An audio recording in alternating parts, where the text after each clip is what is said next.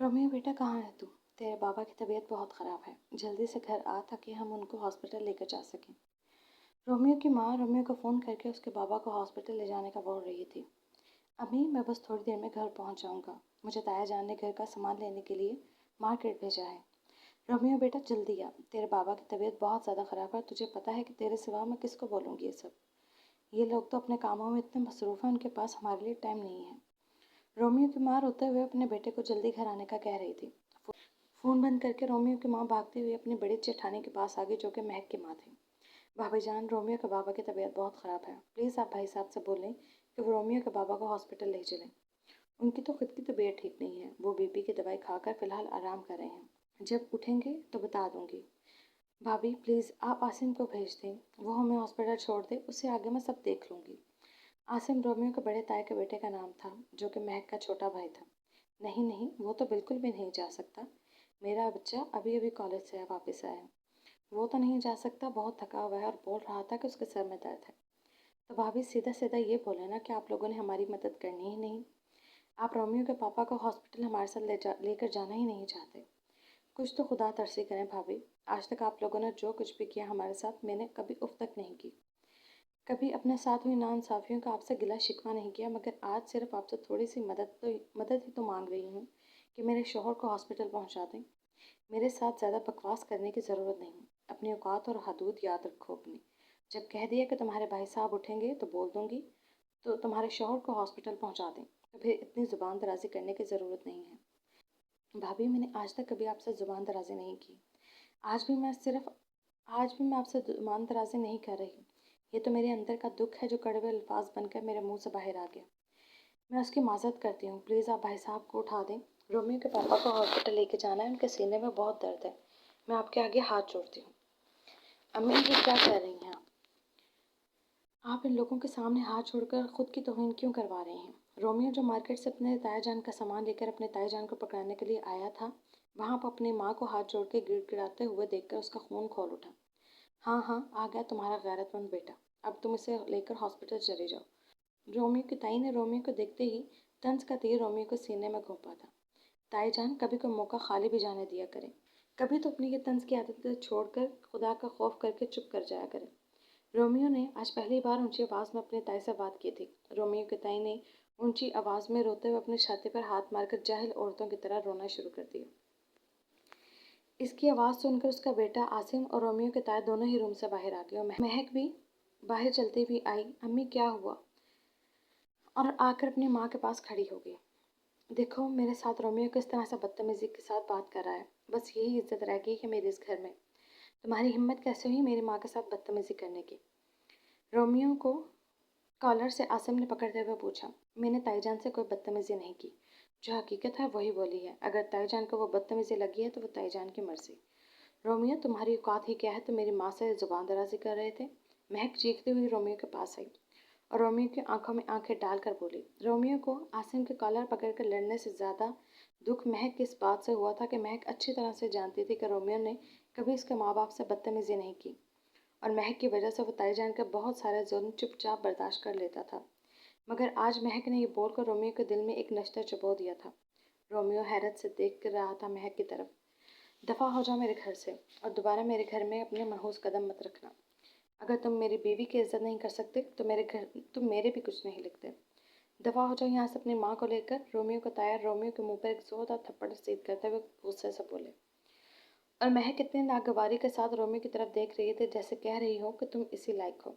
आज उसके ताया के थप्पड़ ने और महक के अल्फाजों ने रोमियो के दिल के कई टुकड़े कर दिए थे। रोमियो अपनी आंखों से आंसू साफ करते हुए अपनी माँ का हाथ पकड़कर उनके घर से निकल गया, ये अहद करके कि आज के बाद चाहे कुछ भी हो जाए वो अपने ताया के घर में कदम नहीं रखेगा। और आज वो महक को हमेशा हमेशा के लिए अपने दिल से निकाल कर जा रहा था। रोमियो अपने बाबा को अपनी माँ और बहन के साथ हॉस्पिटल लेकर पहुंचा तो तब तक बहुत देर हो चुकी थी। डॉक्टर ने कहा कि उनको दिल का बहुत सीरियस अटैक हुआ है और वक्त पर ना लाने की वजह से उनकी मौत वाक़या हो गई है। रोमियो को ऐसा लग रहा था जैसे उसके सर पर आसमान खींच लिया गया हो। आज रोमियो खुद को बेआसरा महसूस कर रहा था। वो इस कदर टूट गया था कि उसका दिल कह रहा था वो चीख चीख कर रोए, मगर अपनी माँ और बहन को रोते हुए देखकर रोमियो ने अपने दिल को पत्थर बना लिया। उसने अपनी आंख से एक आंसू भी ज़मीन पर ना गिरने दिया। रोमियो ने उस दिन दिल में ठान लिया कि वो अपनी माँ और बहन का सहारा बनेगा और आज के बाद वो कभी कमज़ोर नहीं पड़ेगा। उस दिन के बाद रोमियो ने इतनी मेहनत की कि दिन रात एक कर दिया। रोमियो ने खुद पर सुकून के दरवाजे बंद कर लिए थे। जिंदा दिल रोमियो जो महक के साथ खुशबुओं भरी जिंदगी गुजारना चाहता था, मगर इस पर जिम्मेदारियों का इस कदर बोझ बढ़ गया कि रोमियो सिर्फ एक काम करने वाली मशीन बनकर रह गया। उसने अपने दिल के तमाम तर दरवाजे हमेशा हमेशा के लिए बंद कर लिए थे। इससे नफरत हो गई थी इस प्यार मोहब्बत की कहानियों से। हाल अहमद कैसा है? पहले से बेहतर है। रोमान शाह हॉस्पिटल में आया था अहमद को देखने के लिए। रोमान शाह तकरीबन रोज़ सुबह शाम अहमद के पास हॉस्पिटल में चक्कर लगाता था। इस वक्त वो बाहर खड़ा हुआ डॉक्टर शहजेब, जो कि रोमान शाह और अहमद का बेस्ट फ्रेंड भी था, उससे अहमद का हालचाल पूछ रहा था। क्या सूरत हाल है अहमद की? खुद से ठीक होने की कोशिश कर रहा है? रोमान शाह डॉक्टर शहजेब से पूछ रहा था। हाँ, तुमने जो उसको लालच दिया है, अब अहमद साहब उस लॉलीपॉप को पकड़े हुए खुद को ठीक करने की भरपूर कोशिश कर रहे हैं। डॉक्टर शहजेब हंसते हुए हाथ से ताली बजाकर बोले, ये नहीं कि मेरी टेक्निक काम कर गई है। रोमान शाह खुद को शाबाशी देते हुए कह रहा था, बच्चों, ये तो पता तब चलेगा जब अहमद ठीक हो जाएगा। फिर वो अरीशा की वापसी का मुतालबा करेगा तुमसे, और तुम उसे ये कहोगे कि तुमने सिर्फ उसे एक झूठा लालच दिया था। तब देखी जाएगी। फिलहाल तो उस कमीने का ठीक होना ज़रूरी है। यार क्या करें, हम तीनों एक दूसरे के बिना अधूरे हैं। रोमान शाह एक लंबी सांस खींचते हुए बोला, चल आ जा मेरे ऑफिस में, तुझे कॉफ़ी पिलाता हूँ। डॉक्टर शाहजेब रोमान शाह से बोल रहा था, मगर मुझे तो पहले अहमद से मिलना है। नहीं, उससे तुम नहीं मिल सकता, क्योंकि वो नवाब इस वक्त नींद के मज़े ले रहा है। उसे नींद की दवाई दी गई है। हाँ, देख ज़रूर सकते, आ जा, तुझे दिखा देता हूँ। रुमान शाह और डॉक्टर शाहजेब अहमद के रूम की तरफ चल पड़े। रुमान शाह ने बड़ी दुख भरी नज़रों से बेड पर जर्द सी रंगत लिए पड़े हुए अहमद को देखा था। क्या हाल बना लिया इसने अपना। रुमान शाह अहमद को देखकर बहुत अफसोस से बोल रहा था, चल आजा, और तू ज़्यादा परेशान ना हो, इंशाल्लाह ये बिल्कुल ठीक हो जाएगा, क्योंकि इसकी रिपोर्ट्स पहले से बहुत बेहतर आई हैं। डॉक्टर शाहजेब रुमान शाह के कंधे को थपथपाते हुए उसे तसल्ली देकर अपने ऑफिस में ले आए। मिरहा, मैं इस वक्त हॉस्पिटल में हूँ, इसलिए बाद में बात करूँगा। भाई प्लीज़ मेरी बात सुन लेना, मुझे ज़रूरी बात करनी है आपसे। मिरहा, आपको मेरी बात नहीं समझ आ रही? मैंने कहा मैं इस वक्त हॉस्पिटल में हूँ एक दोस्त के साथ। मेरी प्यारी बहन, जल्दी से फ़ोन बंद करो, तो मैं आपसे थोड़ी देर बात करता हूँ। रुमान शाह डॉक्टर शहजेब के पास से उठकर थोड़ा विंडो के पास खड़ा होकर मिरहा से फ़ोन पर बात कर रहा था। मिरहा कब से रुमान शाह को फ़ोन कर रही थी, अब वो उसका फ़ोन अटेंड करके उसे समझाने की कोशिश कर रहा था। और दूर बैठा हुआ डॉक्टर शाहजेब अपने ऑफिस चेयर पर ब्लैक शर्ट और ब्लू जींस के ऊपर वाइट कलर का डॉक्टर वाला कोट पहने हुए, गले में स्टेथोस्कोप डालकर अपनी सीट पर बैठे हुए अपने होंठों में बाल पेन दबाए मुस्कुरा रहा था। डॉक्टर शाहजेब को मिरहा बहुत पसंद थी। डॉक्टर शाहजेब ने पहली बार मिरहा को हॉस्पिटल में देखा था, जब रुमान शाह की अम्मी का बीपी शूट कर गया था। उस वक्त रुमान शाह और मिरहा अपनी माँ को लेकर हॉस्पिटल में आए थे, जहाँ पर डॉक्टर शाहजेब भी रुमान शाह की माँ की इयादत करने के लिए पहुंचा। डॉक्टर शाहजेब को मिरहा पहली नज़र में ही बहुत अच्छी लगी थी। वो बहुत मासूम और नाजुक सी लड़की थी, अपने भाई की बहुत चाहती भी। जब कभी भी रुमान शाह की माँ बीमार होती या उनका चेकअप करना होता, तो अक्सर मिरहा हॉस्पिटल में भी उनके साथ हुआ करती थी, और घर पर जाता तो तब भी अपनी माँ के साथ होती थी। इसलिए अक्सर डॉक्टर शाहजेब की नज़र मिरहा पर पड़ती रहती थी। मिरहा कभी भी खुद से डॉक्टर शाहजेब से बात नहीं करती थी, और डॉक्टर शाहजेब भी मिरहा को नहीं बुलाते थे, क्योंकि रुमान शाह एक अलग मिजाज का बंदा था, जिसे यूँ अपने घर की औरतों से खुलेआम अपने दोस्तों को मिलाना या खुद दोस्तों के घर की औरतों से मिलना पसंद नहीं था। डॉक्टर शाहजेब अपने यार की सादत से बखूबी वाकिफ था, इसलिए वो खुद भी अपने हदूद और दायरे क्रॉस नहीं करता था। मगर मिरहा के लिए अपने दिल में पलती हुई मोहब्बत को डॉक्टर शाहजेब नहीं रोक सका, और आहिस्ता आहिस्ता वो मोहब्बत अपने जड़ें मजबूत करती जा रही थी। इस वक्त भी वो मिरहा के फ़ोन पर आने पर मुस्कुरा रहा था। डॉक्टर शाहजेब जानता था कि रुमान शाह अपनी बहन से बहुत प्यार करता है, इसलिए उसकी बहन अक्सर उसे छोटी छोटी फरमाइशें करती रहती थी, जिनको पूरा करना रुमान शाह अपना फ़र्ज़ अव्वल समझता था। मगर इस वक्त वो शाहजेब का लिहाज करते हुए मिरहा को फ़ोन बंद करने का बोल रहा था, मगर बेचारा पिछले 15 मिनट से उसे यही समझा रहा था कि फ़ोन बंद कर दे, मगर अभी भी उसका फ़ोन चल रहा था। आखिर में बेचारा रुमान शाह अपनी बहन के आगे हार मानते हुए उसे कह रहा था, ठीक है मेरी माँ, मुझे लिस्ट सेंड कर दो, मैं आता हुआ ले आऊँगा, जो भी बोलोगी, मगर अभी फ़ोन बंद कर दो, मेरा एक फ्रेंड मेरा वेट कर रहा है। डॉक्टर शाहजेब मिरहा के लिए काफ़ी सीरियस था। वो बहुत जल्द अपने माँ बाप के हाथों मिरहा के घर रिश्ता भेजने वाला था। डॉक्टर शाहजेब इसलिए भी टेंशन फ्री था कि उसे पता था रुमान शाह इस रिश्ते को लेकर कोई ख़ास एतराज़ नहीं करेगा, सिवाय उम्र को लेकर, क्योंकि रुमान शाह और शाहजेब हम उम्र थे। और मिरात उनसे तकरीबन 8 साल छोटी थी। मगर डॉक्टर शाहज़ेब को यकीन था कि वो रुमाल शाह को समझा लेगा और इसी वजह से वो फ़िलहाल मिराह की पढ़ाई को मुकम्मल होने के इंतज़ार में था। सॉरी डॉक्टर साहब, घर से ज़रा फ़ोन था तो सुनना बहुत ज़रूरी था। रुमान शाह माजरत करते हुए वापस सीट पर आके बैठा और आपस में दोनों गप्पे मारते हुए कॉफ़ी से लुत्फ़अंदोज़ हो रहे थे। आज तकरीबन मलिक ज़ुबैर को डिस्चार्ज हुए हॉस्पिटल से 15 दिन हो गए थे। अब वो पहले से बहुत बेहतर था क्योंकि गोली उनके दिल को छूते हुए गुजरी थी, तो इसलिए उनका आराम करना बहुत ज़रूरी था।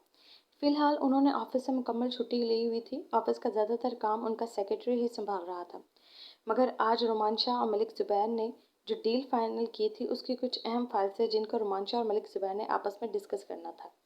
इसलिए मलिक ज़ुबैर ने रोमान शाह से बहुत ज़्यादा रिक्वेस्ट करके उसे अपने घर आने को कहा था, क्योंकि इस वक्त मलिक ज़ुबैर मुकम्मल बेड रेस्ट पर थे, तो वो घर से बाहर नहीं जा सकते थे। वैसे तो रोमान शाह इस तरह किसी के घर जाकर यो ऑफिस का काम डिस्कस करना नहीं अच्छा समझता था, लेकिन इस वक्त मलिक की हालत को मद्देनज़र रखते हुए रोमान शाह ने उसके घर जाने की हामी भर ली थी।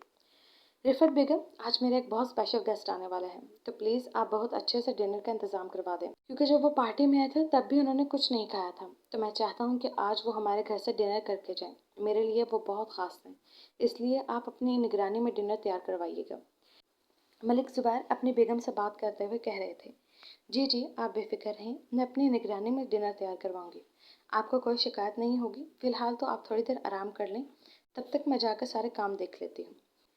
रुमान शाह और मलिक ज़ुबैर जब पेपर में कुछ डील के लिए मसाइल डिस्कस कर रहे थे, उसी वक्त धार से दरवाज़ा खुला और मीरब रूम के अंदर दाखिल हुई, जिसको ये नहीं पता था कि उसके पापा के अलावा भी अभी रूम में कोई और मौजूद है। वो दनदनाते हुए रूम के अंदर दाखिल हुई थी, मगर सामने बैठे हुए बंदे पर नज़र पड़ते ही वो अपनी जगह स्टिल होकर रुक गई थी। सामने कुर्सी पर रोमान शाह बैठा हुआ था, जिसने इस वक्त फुल वाइट कलर का कुर्ता और शलवार पहन रखा था और गले में ब्लैक कलर का स्टॉलर इस जालिम पर्सनैलिटी पर खूबसूरत लग रहा था कि देखने वाला एक बार तो देखे बिना रह नहीं सकता था।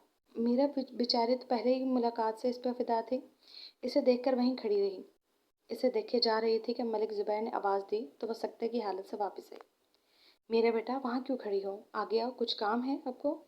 नहीं पापा, मैं बाद में आ जाऊँगी, कुछ खास काम नहीं है। वो अटकते अटकते सिर्फ इतना ही कह पाई और रूम का दरवाज़ा बंद करके बाहर चली गई। रूम का दरवाज़ा तो बंद कर दिया था, मगर अपने दिल पर हाथ रखे हुए कितनी देर दीवार के साथ टेक लगाए हुए खड़ी रही थी। हाँ तो रोमांशा, बोलो, हम इस मसले को कैसे हल कर सकते हैं? मलिक और रोमांशा आपस में किसी मसले को डिस्कस कर रहे थे, मगर बाहर खड़ी हुई मीरब को रोमांशा का नाम पता चल गया था। अच्छा जी, तो रोमांशा नाम है इसका। सूट करता है इस बंदे पर इसका नाम। जितना डैशिंग खुद है उतना ही डैशिंग नाम रखा हुआ है। मीरब अपने दिमाग में सोचकर खुद ही मुस्कुरा रही थी। रोमान को छोड़िए, खाली शाह ही इस पर बहुत सूट करता है। शाह, तैयार हो जाइए। मीरब मलिक आपकी ज़िंदगी में बहुत जल्द एंट्री मारने वाली है।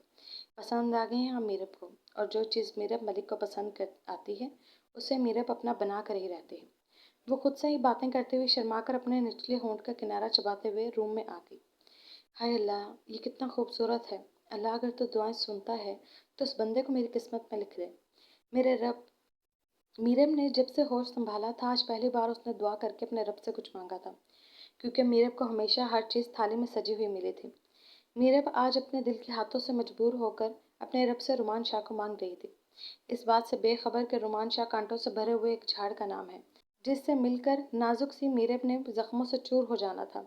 रुमान शाह के जाने के बाद मीरब ने अपने पापा के मोबाइल से रुमान शाह का नंबर निकाल कर अपने फ़ोन पर सेंड किया और अपने पापा के फ़ोन से व्हाट्सएप चैट क्लियर कर दी। अब वो अपने बेड पर लेटे हुए रुमान शाह का नंबर अपने फ़ोन में सेव कर रही थी।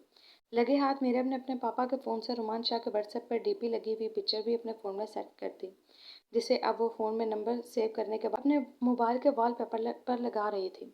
रुमान शाह की पिक्चर को अपने फ़ोन की स्क्रीन पर लगाते हुए इस पर अपने लब रखकर उसने मोहब्बत का पहला तोहफा पेश किया था। I love you Rumaan Shah. Meerab आपसे बहुत प्यार करती है। मीरब को खुद यकीन नहीं आ रहा था कि वो किसी लड़के के लिए इस कदर पागल भी हो सकती है। वो तो हमेशा से खुद को कोई टॉप चीज़ समझती थी। कॉलेज में हज़ारों लड़के इसके ऊपर मरते थे, मगर मीरब ने उनको कभी घास तक नहीं डाला था। और आज वो खुद से आगे बढ़कर किसी लड़के को प्रपोज करने वाली थी जो उसके शान के खिलाफ था। मगर ये बात सच है कि बंदा अपने दिल को हाथों मजबूर होकर कभी कभी वो सब कुछ कर गुजरता है जिसका उसे करने का कभी सोचा भी नहीं होता। रुमान बेटा, कम से कम नाश्ता तो ढंग से कर लिया करो। अम्मी जान, प्लीज़, मुझे ऑफिस से देर हो रही है। मैं वहाँ जाकर कुछ खा लूँगा, परेशान ना हो। रोमान शाह अपनी माँ के माथे पर लब रखकर चूमते हुए वो अपनी माँ का हाथ चूम रहा था। बेटा, तुम्हारा ऑफिस है, अपना कारोबार है। मुझे तो ये समझ नहीं आती कि तुम टाइम टेबल के इतने पाबंद होकर जाते हो, जैसे कि तुम्हें किसी जाकर नौकरी करनी है और तुम्हारा मालिक नाराज़ होकर तुम्हें लेट आने से निकाल देगा ऑफिस से। मेरी प्यारी अम्मी जान, काम तो काम होता है, फिर चाहे वो अपना हो या कहीं पर जाकर आपको नौकरी करनी हो। जब तक इंसान टाइम टेबल का पाबंद नहीं होता, वो ज़िंदगी में कुछ भी हासिल नहीं कर सकता। बंदा अगर वक्त की कदर नहीं करता, तो वक्त भी उसकी कदर नहीं करता। बस रुमान बेटा, तुम मुझे हर बार इसी तरह दलील देकर चुप करवा देते हो और तुम खुद का ज़रा सा भी ख्याल नहीं रखते। मेरे ख्याल से अब तुम्हें शादी कर लेनी चाहिए, ताकि कोई ऐसी आ जाए जो तुम्हें लगाम डालकर तुमसे ज़बरदस्ती करके तुम्हारा ख्याल रखे। इस दुनिया में अभी ऐसी कोई पैदा नहीं हुई अम्मी जान जो रुमान शाह को लगाम डाल सके। आपका बेटा बेलगाम घोड़ा है, जो अपनी मर्जी से अपने असूलों पर जीता है। मुझे पता है कि मेरा बेटा बेलगाम घोड़ा है, मगर जब कोई बहुत प्यार करने वाली आ जाएगी, तो वह इस बेलगाम घोड़े को अपनी मोहब्बत से अपने प्यार की लगाम डाल देगी। रुमान शाह अपनी माँ की बात पर हंसा था। मेरी प्यारी अम्मी जान, आपको क्या ज़रूरत है आप किसी और को लेकर आएं? मेरी प्यारी अम्मी जान, आप खुद ही मुझे लगाम डाल लें। मुझे बहुत अच्छा लगेगा अगर मेरी अम्मी जान मुझे लगाम डालकर खींचेंगी। और रही किसी और की बात, तो किसी और में इतनी जुर्रत नहीं है कि रुमान शाह को लगाम डाल कर रख सके। और इन प्यार मोहब्बत के फजूल चक्करों में आप मुझे ना डालें। मेरे पास ज़िंदगी में करने के लिए और बहुत कुछ है। अभी बहुत सारी ऐसी अचीवमेंट है जो मैंने हासिल करनी है। शादी एक फजूल काम है जिसके बाद इंसान किसी काम का नहीं रहता। तो इसलिए आप अपने कामयाब बेटे को नाकाम मत बनाएं। अम्मी जान, मेरी बातों से नाराज़ नहीं होना, प्लीज़ समझने की कोशिश कीजिएगा। रोमान शाह ये बोलकर अपनी माँ का माथा चूमकर अल्लाह हाफ़िज़ बोलता हुआ घर का दरवाज़ा खोलकर बाहर निकल गया। रुमान शाह की माँ अपने बेटे को जाता हुआ देखकर एक ठंडी सांस भरकर सोचने लगी थी कि रुमान शाह, तुम क्या थे और क्या बन गए हो। ये तुमने अपने ऊपर कैसा खोल चढ़ा लिया है। तुम तो वो रही नहीं जो तुम थे। माँ हूँ इसलिए तुम्हारे दिल के अंदर के हालात बहुत अच्छी तरह से वाकिफ़ हूँ। वो गहरी सोच में बैठे हुए सोचते हुए चाय के छोटे छोटे सिप ले रही थी। सर, आपसे कोई मिलने के लिए मैडम आई है। रुमान शाह जो बैठा हुआ फ़ोन पर डॉक्टर शाहजेब से अहमर का हालचाल दरियाफ्त कर रहा था, क्योंकि आज सुबह वो जल्दी ऑफिस से आ गया था और इसकी कोई मीटिंग थी, इसलिए वह हॉस्पिटल जाकर अहमर को नहीं देख सका था। मगर इसके दिमाग में मुसलसल अहमर ही चल रहा था। वाह जी वाह, क्या बात है, रुमान शाह से को मैडम मिलने आई हैं। आज दिन किस तरफ से निकला है रुमान शाह? डॉक्टर शाहजेब जो फ़ोन पर बात करते हुए रुमान शाह के सेक्रेटरी दिलावर की आवाज़ सुन रहा था, अब वो हंसते हुए रुमान शाह की टांग खींच रहा था। रुमान शाह के नज़दीक रहने वाले सभी लोग अच्छी तरह से वाकिफ़ थे कि रुमान शाह को लड़कियों से एलर्जी है और अमीर लड़कियों से तो हद ज़्यादा एलर्जी है। इसलिए रुमान शाह को मिलने किसी लड़की का आना डॉक्टर शाहजेब को बहुत खटक रहा था।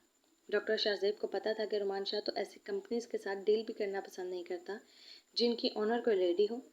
तो इसलिए बाहर जो मैडम आई थी वो कौन थी और रुमान शाह से मिलने क्यों आए थे, डॉक्टर शाहजेब को ये जानने में बहुत तजस्सुस हो रहा था। दिलावर, जो कोई भी है उनसे जाकर बोल दो मैं बहुत बिजी हूँ, मैं नहीं मिल सकता। सर, मैं पहले ही उनसे ये बोल चुका हूँ कि आप बिजी हैं, वो इस वक्त नहीं मिल सकते। मगर बहुत ज़िद्दी किस्म की लड़की है, वो बोल रही है कि रुमान शाह से मिले बिना नहीं जाऊंगी। रुमान शाह के सेक्रेटरी दिलावर को पता था कि रुमान शाह लेडीज से बहुत कम मिलता है, बिल्कुल ना होने के बराबर। यार मिल लो बेचारी, हो सकता है कोई ज़रूरी काम हो। डॉक्टर शाहजेब फ़ोन पर सारी गुफ्तगू सुन रहा था। अब वो लुकमा देता हुआ रुमान शाह को बोल रहा था, तुझे बड़ी जस्तजू हो रही है उस लड़की का नाम सुन के। एक काम करता हूँ, तेरे उसके साथ मीटिंग करवा देता हूँ। रुमान शाह सड़े हुए लहजे में बोला।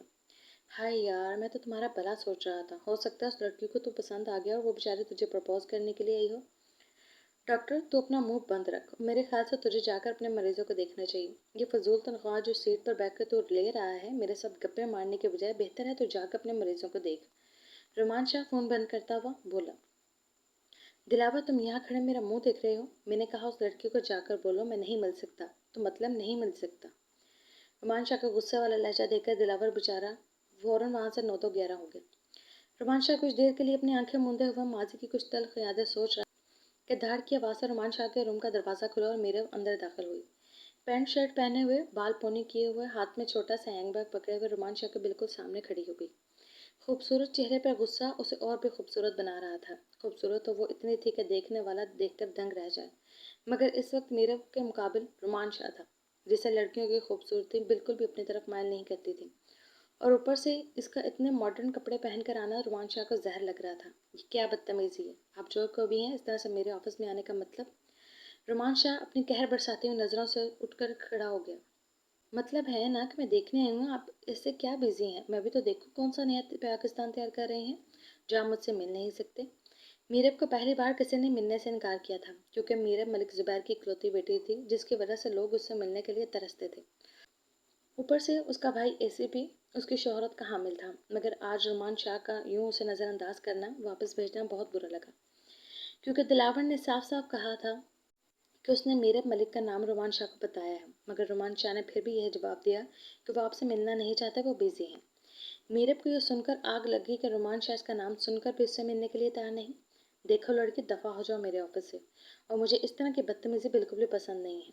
आइंदा मेरे ऑफिस में इस तरह मत आना। शाह, आप इतने रूड होकर मुझसे बात कैसे कर सकते हैं, जैसे आप मुझे जानते ही ना हो। मेरी आपसे पहले भी मुलाकात हो चुकी है और आप अच्छी तरह से मुझे पहचानते भी हैं और जानते भी हैं।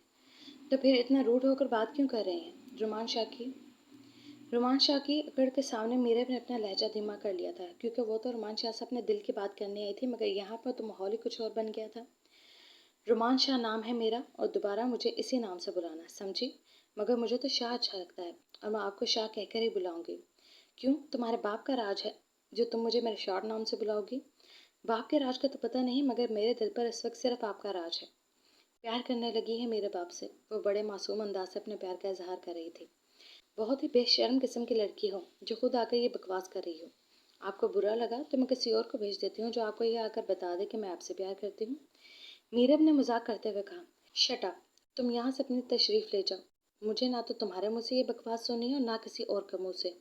और ये प्यार मोहब्बत के किस्से किसी और को जाकर सुनाना, आई एम नॉट इंटरेस्टेड। मगर शाह, मैं तो आप में पूरी तरह से इंटरेस्टेड हूँ। शाह, मैंने जब से आपको देखा है, मुझे ना दिन को सुकून है ना रातों को चैन। आप मुझे बहुत अच्छे लगते हैं।